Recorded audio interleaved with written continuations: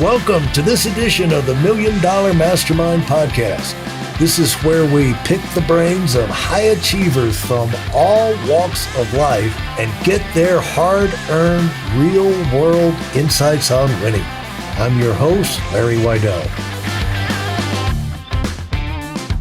Hello, everyone. We're talking with Bill George. Bill, welcome. Thank you very much, Larry. Great to be with you. And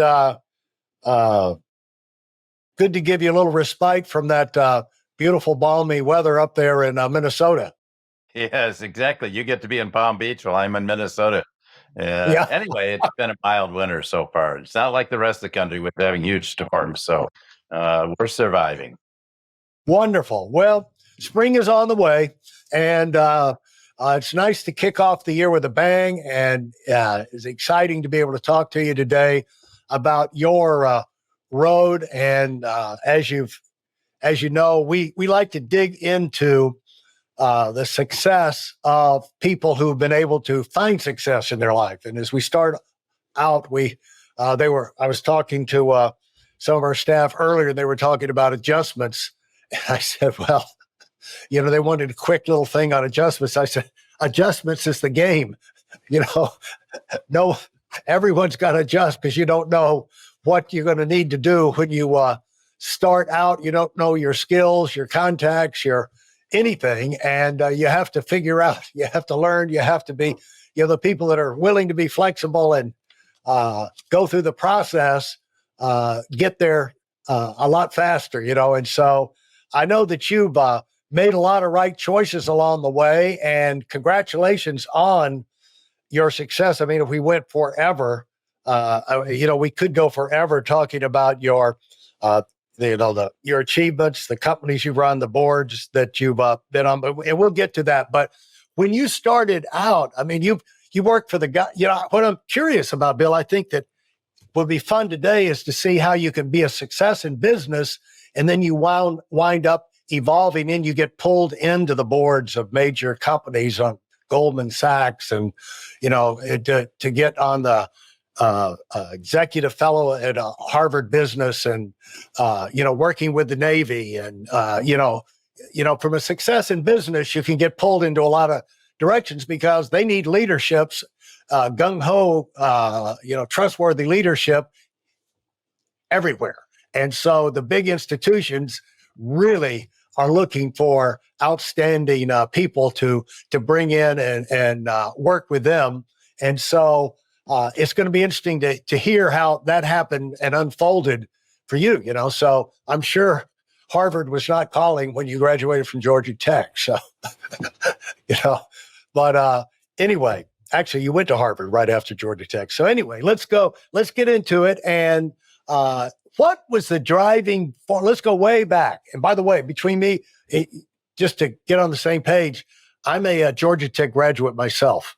Yeah, I know that. Congratulations. What field did you graduate in? Well, I started in architecture, and I wanted a career in art, but I didn't have any role models that I could show me a way to make a career out of either photography or art. So I went into architecture and knew nothing about it.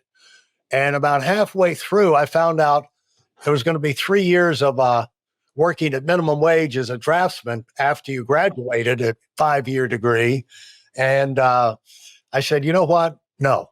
So I changed major, got into building construction, and graduated and built 100 houses in the north side of Atlanta, right out of Georgia. So good for you. Well, great school. I must say, I had an uncle who got to be a well-known architect. His name was John Dinkley. He was Errol Saarinen partner, of course, and Errol died, and he took over the firm and promoted Kevin Roach to be his colleague as a designer. So it was Dinkley and Roach. But the significant thing is I grew up in the south side of Chicago, and my mother used to have to take food to her brother's house on Sundays because he was making $50 a week. And with 4 kids, Larry. So it was a tough call. That was with Skidmore, Owens, and Merrill that you, of course, heard of. And then he landed with Saarinen, and the rest is history, shall we say, and got designed some very prominent buildings. But the more important thing is you're absolutely right. But hey, I could never be an architect. I don't have the creative skills you have, or Yeah. artistics. I couldn't be an artist either. You just got to do what you can do. Yeah. Well, I'll tell you this, and uh, it's just not something that people think about, but you are an artist, Bill, in the way that you have gone through your life because you creatively have been forced to creatively solve problems. That's why they have the leadership, the people in leadership they have, is because nobody else can figure it out, and no one's got the instincts they need. And if you look back, you've probably been a good bit of an artist all the way through your career, and in designing that thing and designing solutions and coming up with things that help other people and all. And so what would you say is a driving force for you coming up before you got to tech, before you're in Chicago? What were your exposures? What were your motivations? What were your role models, let's say? Well, when I was about 9 years old, 8.5, we moved to Grand Rapids, Michigan. I grew up. My father came to me at 9, believe it or not, and said, "Son, I feel like I failed to become a leader." He was, I thought, a very good consultant in Booz Allen and Hamilton. And he said, "I want you to become the leader I never became and effectively make up for my failures." And so Wow.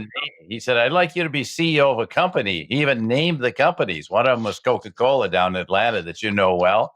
And he said, "You could be CEO of that company, son." Or there's another company in Ohio named Procter and Gamble. And of course, I never heard of these companies. And an emerging Yeah. little computer company out in the East Coast called IBM. And he was very serious. And I had junior high and high school. I joined lots of organizations. Never selected to lead anything. Never elected a student council. Even a good enough tennis player to play a couple of years of college tennis. I wasn't even co-captain of my high school tennis team, which won the state championship. But I threw my hat in the ring for being president of the senior class in high school. And when the votes came in, I lost by a margin of 2-1. So you can see the kids at my school didn't think I was much of a leader. So then, being a glutton for punishment, I went off to Atlanta. Why did I go 830 miles away from home? I could have gone to Michigan. I wanted a smaller school. Atlanta, played tennis year round, and a lot of attractive females there. But the real reason, I wanted to escape myself. But then I took myself with me. I ran for office 6 more times, lost all 6. And I can tell you, Larry, the best thing that ever happened to me, some seniors at Georgia Tech pulled me aside and said, "Bill, no one's ever going to want to work with you, much less be led by you, because you're moving so fast to get ahead. You don't take time for other people." And that was like a blow to the solar plexus, because, they were right. Leadership Yeah. is not about building a resume. It was like I was building a resume instead of a life. It's about relationships. And I had to learn that. And so I worked very hard the next 2-3 years at Georgia Tech, 3 years, to learn that, and was able to hold a lot of leadership roles. And because I really believe at a deep level, Larry, that leaders make the difference. Bad leaders destroy organizations. We saw this happen to General Electric, one of the great Right. organizations of the world. We've seen the problems Boeing's having in real time right now because of some things past leaders did.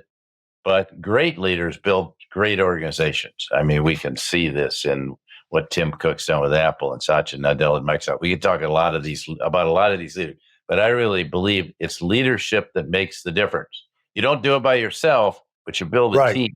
Like you were saying, you Right. have to build a great team. We had a great example of leadership. Jim Harbaugh with Michigan just won the national championship last Correct. day. Correct. And it was really interesting.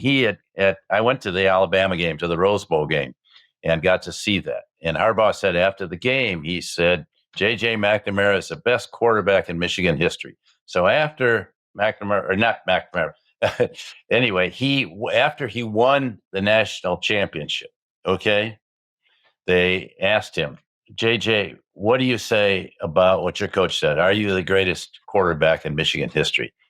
And he says, my name's JJ. I'm from LaGrange, Illinois, and I'm proud to be a Michigan Wolverine. Because he knew it was all about the team. He was smart Right. to say he couldn't have done any of those things without all those big guys in the line blocking, and all those defenders who could stop Alabama on the 3-yard line, without that team. And so he realized that really, when you're a great leader, it's not about you. I know CEOs get in the spotlight and get a lot of the credit they don't deserve, but they build a team around them. And that's what it's all about. Okay. For those of you who are sick and tired of fooling around and are dead serious about wanting to move up fast, I've got something especially for you.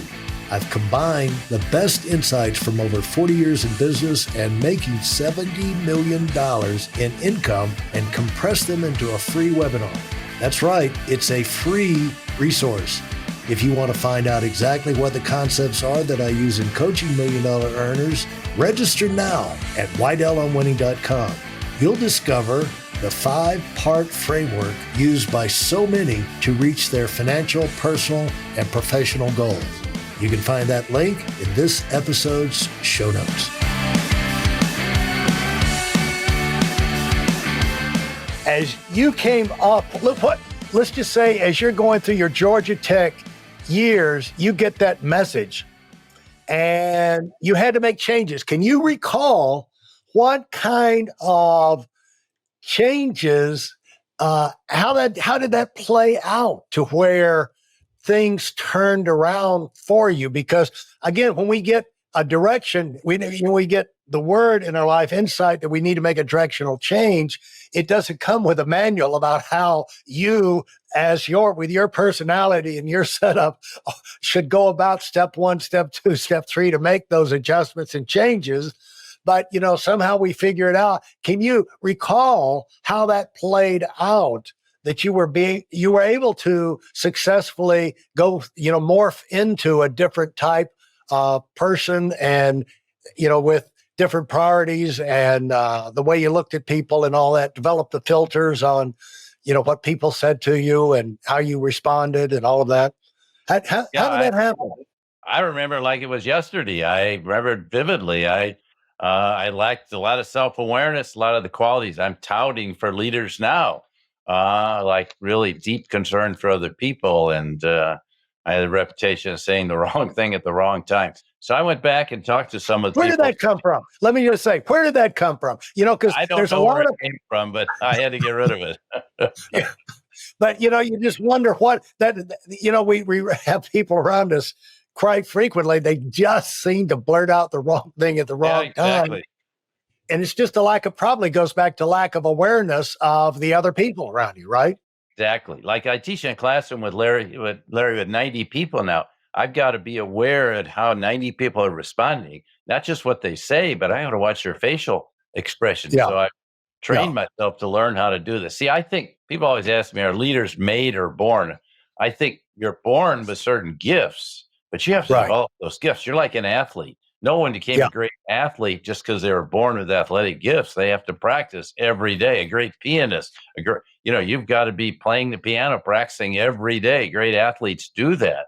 And it's the same with leaders. You have to practice sharpen your leadership skills. So I had a lot to learn. I went around back and talked to a number of the people that rejected me to find out, and got some very good feedback. Great leaders seek feedback and counsel. And so I needed a lot of feedback, and it helped me a lot. I'm still very dedicated to the group of people that were there for me and helped me through that process that kind of enabled me to start to take on some leadership roles and see how I did, and to be more. Well, that turned out to be give you an incredible advantage right out of the gate, leaving Georgia Tech, having had that experience and gone through that transition before you went out there and made a name for yourself in business as the guy who says the wrong thing at the wrong time. And, It's better to have that in the academic environment. And how did having a few more of those skills impact your career trajectory going forward? Well, it was everything. And, I still had to learn. I'm still, I tend to want to, like you're talking about problem solving. I want to dig in and solve the problem. You have to know when to drive people, when to sit back and delegate to them, when to let them do the job, when to challenge them, when to criticize them, when not to, when to give them support and concern. Yeah. You have to do all of those things. It's a very nuanced job. That's why a lot of people don't do it well. They're kind of like one-trick ponies. They can do one thing, but they can't. Right. They aren't flexible in how they approach people and see what people's deeper needs are. So I've spent a tremendous amount of time in my life, right till the day, of mentoring people. And I started that a little in high school on math, but in college, I spent a tremendous amount of time mentoring people just 1, 2, 3 years younger than I was, and going and understanding them. And I carried that, all through my career and every job I ever had. And at Harvard Business School, I used to spend, when I was teaching MBAs, I'm just teaching executives now. I was teaching MBAs, spend 2.5, 3 hours a day with MBAs in my office. They didn't want to talk about my course. They want to talk about life. They want to talk about, hey, how do I handle a 2-career family, with my husband who's going to be in Hong Kong and I've got to be here. How are we going to do this? And now, even now, I spend a lot of time getting calls from CEOs and other people in leadership roles at all ages, all the way down to their 20s, just talk confidentially about problems. So I love doing that. In fact, I would say I've never had a job, Larry, where I knew more about the actual work to be done than the people who reported to me. They always, every job I ever had, they knew more than I did. So my skill had to be to bring out the best in them. So I've decided my purpose is to help leaders reach their full potential. And I can say now I was doing that all the way back at Georgia Tech and trying to help groom some people who want to take on leadership roles in organizations at Georgia Tech, taking what I'd learned and trying to share it with them. Yeah, you've raised something that I'd like to take a diversion back to something you opened up, and then we'll get back on our track. But how do you deal with a 2-career family where one's got a job in Hong Kong and this, that, the other? How do you do that? I can guess, but I'll have you take the floor. Not too bad when you're newly married or newly partnered up. It gets tough when you have kids. Yeah. And Penny, my wife, and I have always had 2 careers, but, and we had a deal early on in our marriage. We're going to do 50-50, whether it's the dishes or cooking dinner or cleaning the house or all this stuff. And she would say to me right today, well, how do you think that worked when you went to Japan for 10 days on business? And I've got 2 little kids at home and I'm working, Yeah. And so it's really hard. And I see this with my own sons and daughters, both of whom have 2 dual careers and young kids at home. It's really hard when kids are young.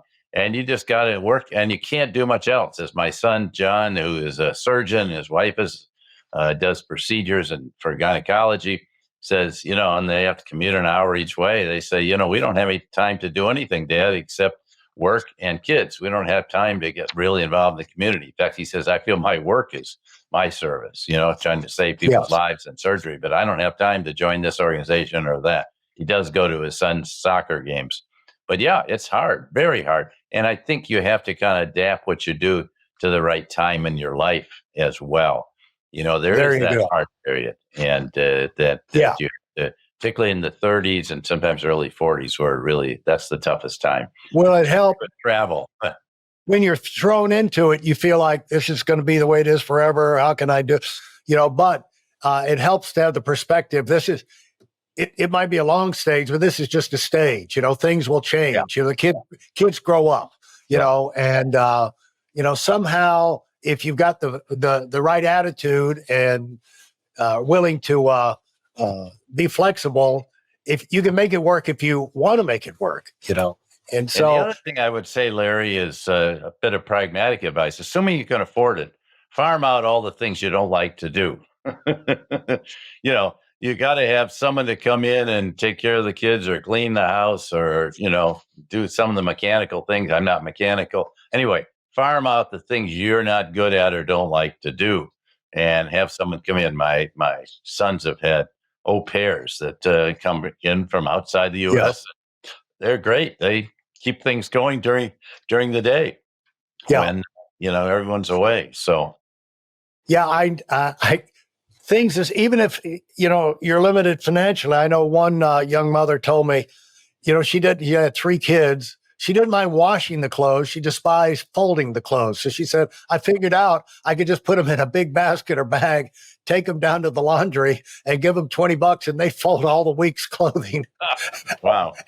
And that took the pressure off of me, so, Great. You just think about things, within the limitations of what you got to work with. And so let's go now. We leave Georgia Tech and you go up to Harvard. Is that right? Yeah, I went straight through. I worked for IBM for a summer. By the way, I worked for all three companies.